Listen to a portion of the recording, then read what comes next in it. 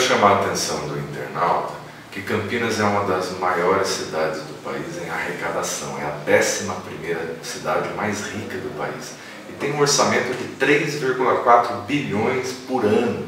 Quando eu vejo esse caos na saúde, o orçamento da saúde beira os 900 milhões, Tadeu, é muita coisa, por ano.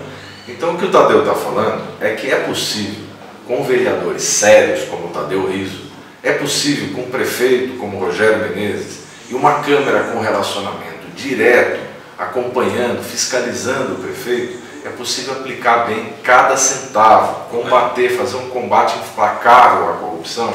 Você não elimina totalmente, mas você vai reduzindo, vai cercando, vai dando transparência às ações do poder público.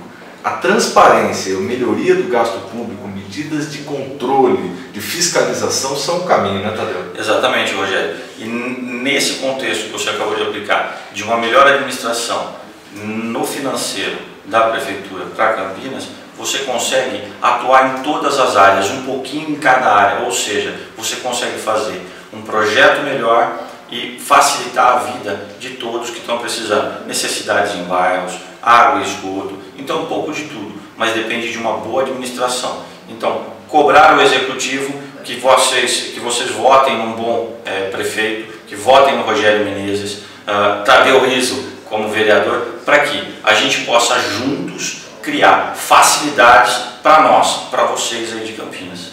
Compromisso do Partido Verde com Campinas, com Rogério Menezes, prefeito, 43, e Tadeu Riso, vereador. Campinas pode muito mais.